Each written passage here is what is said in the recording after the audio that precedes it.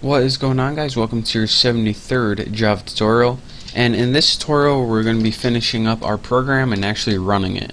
So in the last tutorial we created a list on the left, we created the move button, and we added some functionality to it. So now we go ahead and the only thing we have to do is create the list on the right. So let's go ahead and make right list, and just go ahead and set it equal to new JList, and we don't need any parameters for it because by default we want nothing in it, so that's why we don't need any parameters for it right now. You can if you want, but I mean it'll be kind of useful. And hold on, let me itch my ear. Oh yeah, that feels good. You're right in there. Oh, disgusting. So now what we need to do is, since we have nothing in our list by default, then it's not even going to appear on the screen by default, since it doesn't have anything in it. So what we need to do is set a default height and width for it, pretty much. So let's go ahead and see what do we put up here for 3. Okay, what we need to do is first take that right list, and to make sure it appears on the screen by default, what we need to do first is get out of my way, set visible row count. And I'm going to set this equal to 3 because our other one was set to 3 and I just want some consistency. So next I'm going to take that right list, and we need to set a fixed cell height and width. So set fixed cell, let's do width first. That only makes sense. We'll set a width of like 100, and do the same thing for height. Right list, set fixed, crap, my default thing, height, and we'll set this equal to like 15 or something like that. And this should be enough to hold our values. If it's not, we'll go back and tweak it a little bit, but oh well. And the last thing we have to do aside from this is take that right list, and we need to set the selection mode like before. So set selection, probably can copy this from up there, but too lazy to. Set the selection mode. Make sure I didn't write get selection mode. And what this is going to do, list selection model dot, and we're going to write, wow, how convenient is that, multiple interval selection. So then once I type right list and type this right, what this is going to do is allow you to select multiple items from the right hand side, and I know you guys can't see that. Multiple interval selection, so just like that.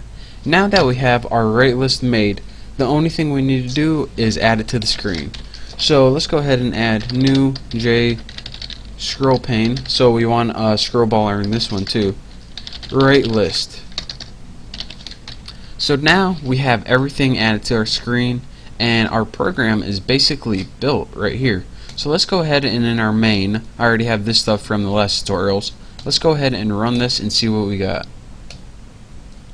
Well, I resized my window a little weird, but we can always change that by setting the size right here, but I'm too lazy for now. So as you can see, the title is title, and now unlike before where we can select single things, if I hold down the shift key on my keyboard, look at this, click, and now I get a multiple selection. Or if I hold down control on my keyboard, I get that selection where you can select like every other one, or if you want to deselect something, just click it again, and now if you move it, you get bacon, more bacon. Or if we want bacon, wings, and ham, I'm going to click bacon, hold down shift, click ham, and move, and we get bacon, wings, and ham. And of course, if we want everything, let's go ahead and just select that, move, and now we got everything right there. So that is pretty much the program of using a multiple interval selection, or in other words, multiple selection list. And one quick time how this program works, we pretty much made variables right here in an array. We took that array and passed it into left list, so left list will have something to display. We set the visible row count, we made it so you can select multiple things, and we also made a scroll bar on the left list. Then we got to the move button. We did all this default stuff, and we also did this cool stuff, set list data of the right list automatically depending on what you select in the left list.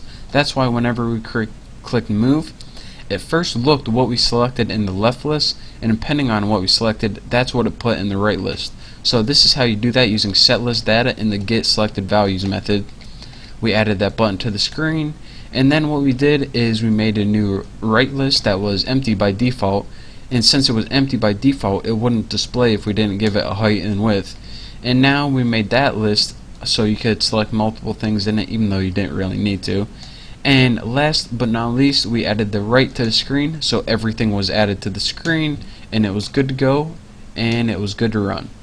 So that is our final program using multiple selection lists. I hope you guys enjoyed it. Oh, I got the hiccups now. So thank you guys for watching. Don't forget to subscribe, and I will see you next tutorial.